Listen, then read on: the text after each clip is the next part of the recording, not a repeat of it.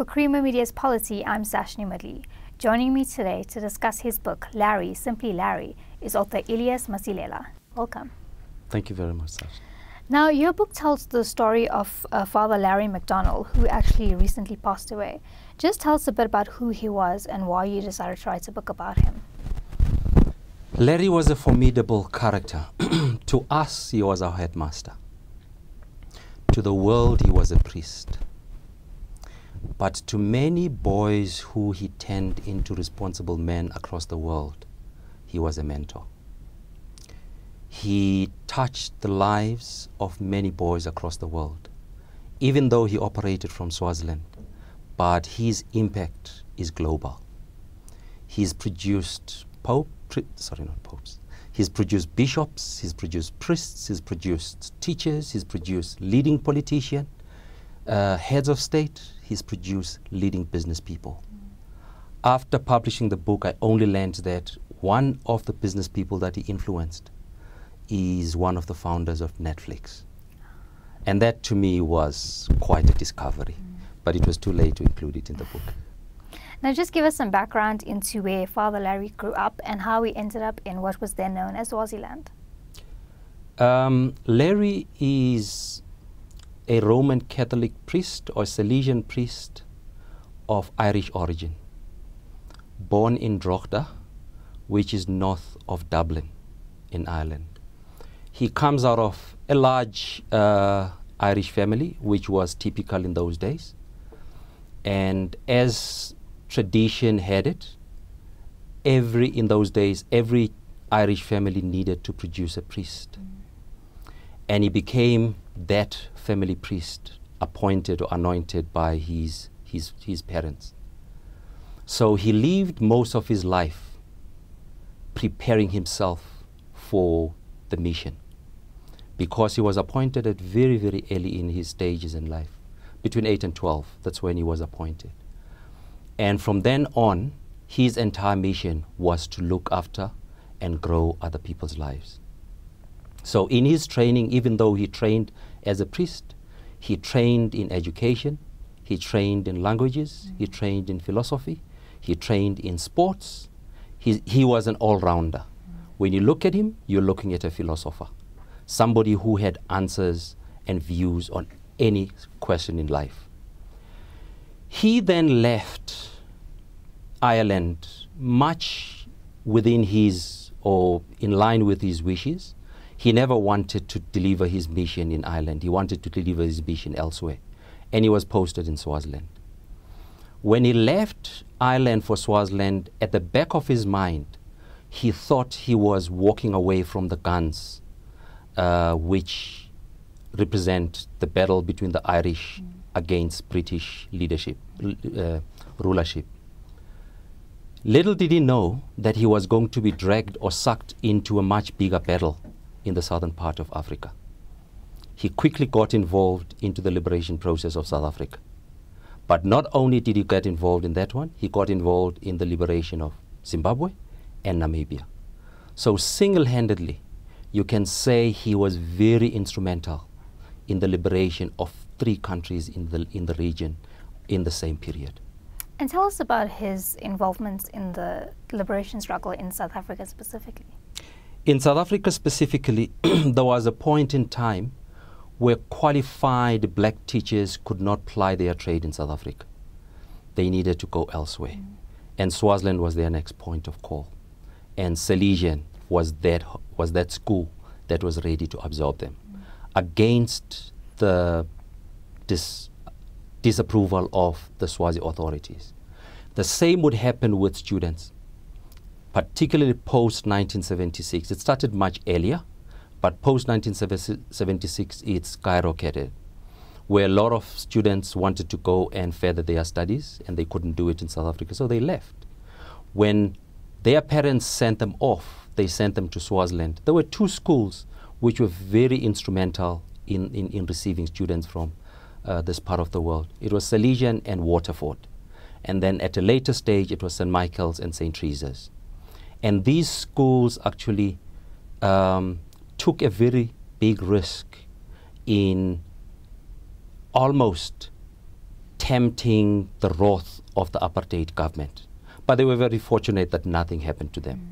What made Salesian unique is that the highest leadership of the ANC operated from Salesian. Some of them taught at the school. And by the time he left, Stan Mabizela, who was the representative of the ANC at the time, before the President Jacob Zuma and President Thabo Mbeki were deported from the country in the mid-late 70s. Stan Mabizela was deported with them. But when he left the country, he was also the headmaster, the deputy headmaster of the school, deputizing Larry. Wow. Yeah. And how did you meet him?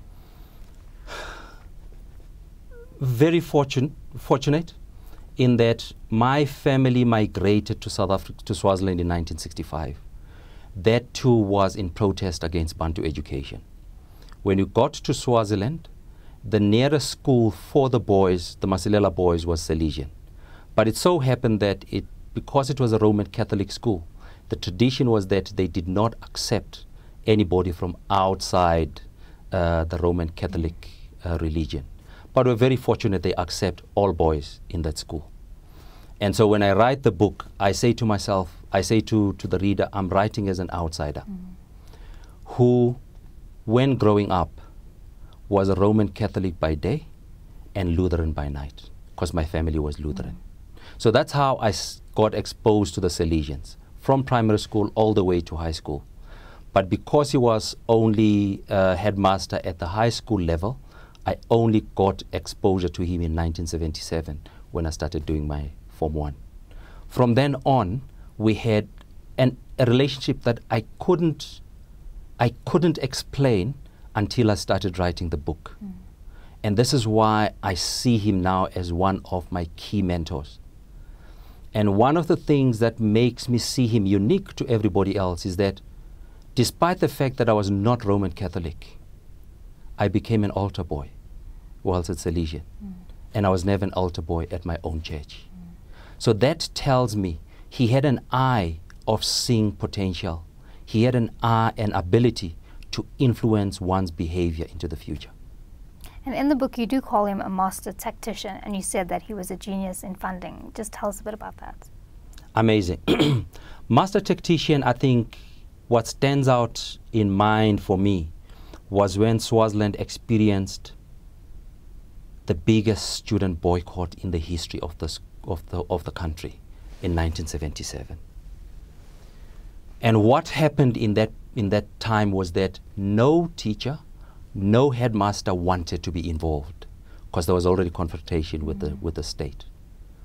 So the day the event broke out, Salesian stayed in class. And the schools of Manzini all marched to Salesian because it was very obvious that Salesian was missing as a prominent school. So they marched to Salesian to come and take us out of class. So when Larry saw them approach the gate, instead of closing the gate or preventing them entering, he walked to the gate, welcomed them, and said, I want us to have a discussion. And he took them into the school grounds, set us all on the greens, which I describe in the book, and said, now let's discuss. What do you want to do? If you want to do it orderly. And what he did, he gave them a megaphone, which he was using to address the crowd, and gave it to the leaders of the student movement and say, use this to make sure that you control the crowd. And they went out on their march to do the rest. And when an investigation was undertaken, his crime was giving a megaphone to the students. Wow. That's one thing that stands out to me when it comes to Larry. Fundraising is something that characterizes a lot of institutions in South Africa today. When you talk of the asset management space, that's what they do on a day-to-day basis. And if you ask them, that's the most difficult thing to do, to raise the capital. To implement, to deploy is very easy. But for Larry, it was the other way around. It was easier for him to raise than it was for him to deploy, because he raised so much money to a point where at some point he didn't even know where to use it.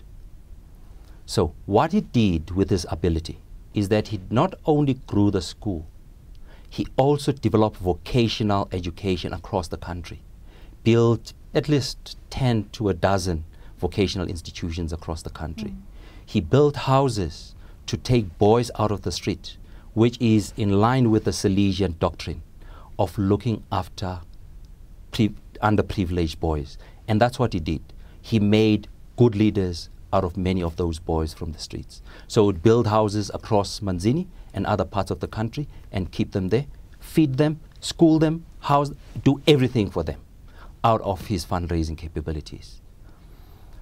But in his old age, there's a regret, which is what I see as one of his biggest weaknesses. His regret is that, or his regret was that, when he dies, he doesn't know who's going to look after his projects. And indeed, when he died December 25, 2018, less than 2 months later, one of his properties was on auction.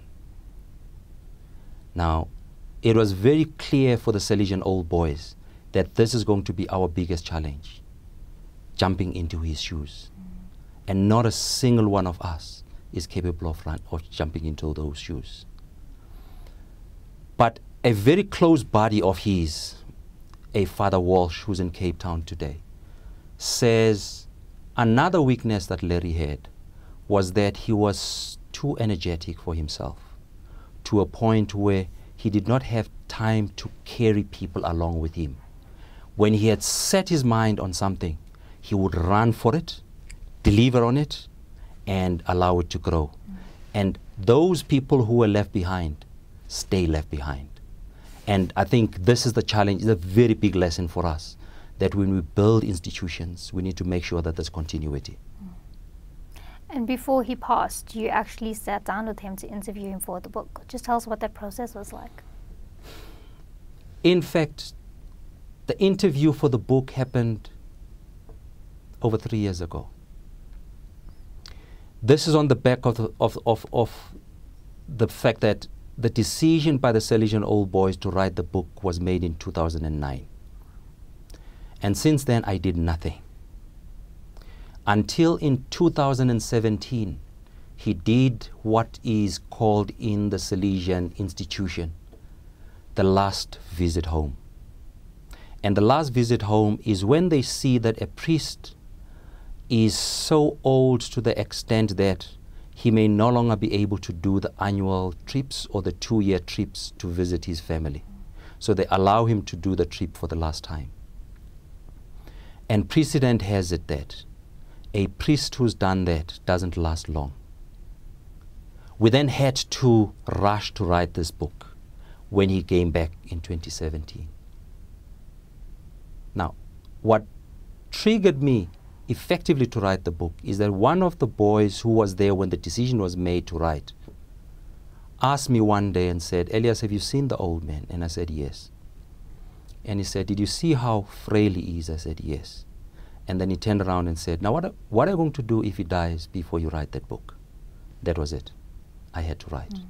So we had to write this book in less than 4 months because we're chasing a deadline, but an imaginary deadline. We didn't know when it was going to happen. Right? But it seems like he knew, because prior to launching the book, he was a bit sickly, but leading to the launch, he became very healthy. He came to the launch in Swaziland and he was signing books for the whole weekend.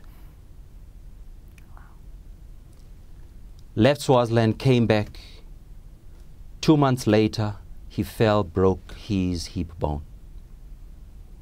And it was downhill from then on. The priests tell me that it seems like he had made up his mind, that he had achieved what he had come to do in this world, and he was ready to go. So I went to the school twice, thrice to visit him whilst he was bedridden. And on all instances, he would say to me, "Elias, why bother when I was feeding him and forcing him to drink? Why bother trying to keep an old man alive? Don't you see that I'm already on my deathbed?" And I would insist that, "Father, I have a responsibility to look after you." and I would continue feeding him. And for us, we think it probably was made in heaven, because when he died, he actually died on Christmas Day, the day Jesus Christ was born. And what's also unique is that it seems like the night before or the day before, he had already seen his path, because he spent the afternoon blessing and praying for the staff at the hospital where he was being cared for. Very few people can go down a similar path. And lastly, tell our viewers where they can get a copy of your book. The copy of the book can be gotten from various points. We've got distributors who are working on it, but Amazon is one of the points that you can get it. You can get it from Scoops at the casino in Four Ways. You can get it from the Catholic bookstore in Cape Town. You can get it from the Catholic bookstore in Swaziland. You can also order directly from number 43 Trelawney Park, who are the publishers of the book. Great. Elias, thank you so much. Thank you. Much appreciated. That was author Elias Masilela discussing his book, Larry, Simply Larry.